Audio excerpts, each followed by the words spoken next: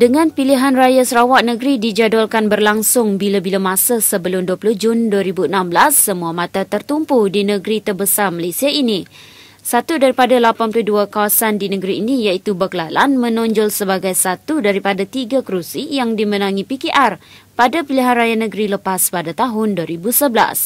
Kira-kira 125 dari lawas bahagian utara Sarawak, Beklalan adalah sebuah daerah kecil yang indah di tanah tinggi Bario. Berada 1000 meter tinggi dari aras laut memberikan daerah ini mempunyai suhu rendah di bawah 21 darjah Celsius. Cukup untuk memberi kita terbang seperti berada di New Zealand. Dan sebenarnya saya telah memutuskan untuk retire from politics. Tapi bila saya melihat ini adalah satu perkembangan yang baru yang saya tidak sangka-sangka. Berusia 58 tahun, Barubian memenangi kerusi Beklalan dengan mengalahkan anak saudaranya Willy Leo dengan margin tipis 473 undi pada pilihan raya lepas. Bagaimanapun beliau mengakui pilihan raya negeri akan datang bakal menjadi satu lagi pertempuran yang sukar bagi beliau.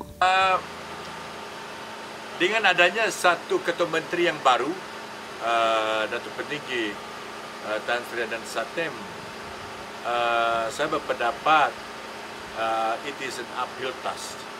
Mencabarkan bagi kita pembangkang dalam pilihan raya yang akan datang ini. Harapan kita, kita akan menambahkan sokongan kita, menambahkan kerusi kita di Sarawak. Sama seperti banyak kawasan lebih konservatif dan tradisional yang lain di Sarawak, karisma dan personaliti calon sering menjadi keutamaan melebihi parti yang diwakili apabila pengundi mula membuang undi. Beklalan adalah satu kerusi DUN yang merekodkan pengundi orang Ulu yang sangat tinggi. Menurut statistik dari Suruhanjaya Pilihan Raya, DUN Beklalan mempunyai 6,958 pengundi, di mana 89.67% daripada pengundi Beklalan adalah orang Ulu. Identiti baru sebagai pemimpin gereja yang dihormati dalam komuniti orang Ulu dan juga seorang peguam hak asasi manusia membantu dia memecahkan monopoli BN di kerusi itu.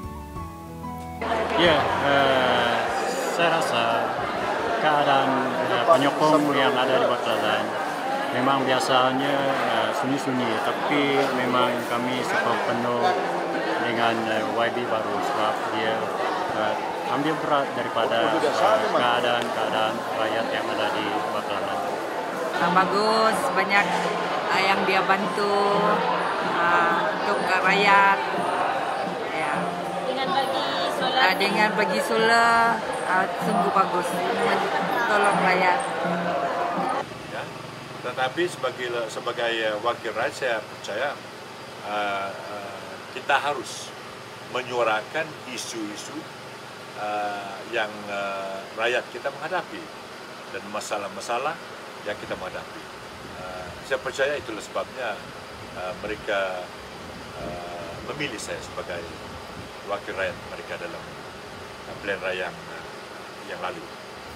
Bagi penduduk Beklalan, calon yang akan mewakili mereka haruslah faham mengenai permasalahan dan kesusahan penduduk di situ. Saya banyak terima kasih kepada YB sebab walaupun itu janji kepada orang lain, tapi dia juga yang memenuhi harapan kami. Sebagai seorang pemimpin rakyat dan juga anak jati di kawasan itu, impian baru adalah untuk mengubah sosioekonomi dan pembangunan di Beklalan menjadi lebih maju setanding dengan kawasan bandar yang lain.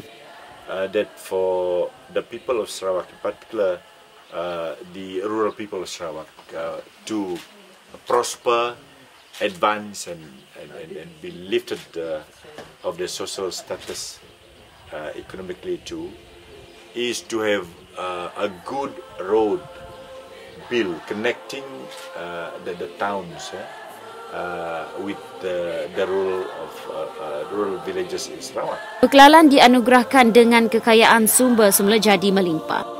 Berada di sini kita dapat merasakan kelainan dari segi bahasa dan cara hidup serta iklim yang agak berbeza daripada kebanyakan tempat di Sarawak. Dengan keindahan alam semula jadi dan masyarakatnya yang begitu peramah, Beklalan merupakan satu tempat yang menjadikan unik di mata pengunjung. Manakan tidak, selain terkenal dengan latar kehijauan alam semula jadi, Beklalan juga menjadi salah satu tempat pengeluar buah apel di kawasan sekitar. Dalam sebulan, sekitar 20 hingga 30 pelawat mengunjungi Beklalan dan jumlah ini bertambah hingga beratus-ratus orang terutama menjelang musim memetik buah apel. Ini apel, saya mulai tanam itu 83, sudah mulai tanam apel di sini. Jadi saya dapat melihat satu kawasan di Indonesia. Bila mereka tanam ipal, satu di kawasan itu bagus, ipal dia pun cantik dan buah pun lebat. Baru saya kira kalau saya bawa pokok ipal dari Indonesia tanam di Beklalan. Jadi saya bawa 300 pokok tanam di Beklalan. Inilah dia terjadi, sudah. Selain penanaman apel, penduduk tempatan turut mengusahakan tanaman strawberry, avocado, markisa dan kubis. This is strawberry planted in Buduk Nur in Beklalan, Sarawak. And I believe this is the only place in Sarawak that you can plant strawberry.